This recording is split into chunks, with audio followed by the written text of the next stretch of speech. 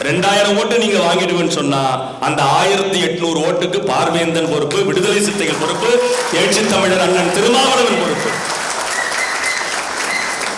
அதுக்கு என்ன ஸ்ட்ராட்டஜியை பயன்படுத்தணும்னா, இஸ்லாமிய பெருங்குடி மக்கள் இயல்பிலேயே நமக்கு இருக்கிற ரொம்ப கொள்கை சார்ந்தவர்கள், கொள்கையிலிருந்து பிசிற மாட்டாங்க, 5 வேளை தொழுகக்கூடியவர்கள், ஒரு நியாயத்தை நியாயமாக எடுத்து சொல்லக்கூடியவர்கள். அப்படி இருக்கிற இந்த பெருங்குடி மக்கள் பல ஆண்டுகளாக ஒரே ஒரு மெம்பரையே கொண்டு போக முடியாத ஒரு நிலையில் இப்போ ஒரு கேண்டிடேட் போடுறோம்னா ஒரு ஃபிட்டஸ்ட் கேண்டிடேட்னா தம்பி ராஜா முகமது தான். தோழர்களே, தலைவர்களே, அருள் கூர்ந்து நீங்கள் கேண்டிடேட்ஸ் போடுவதை குறைக்க வேண்டும்.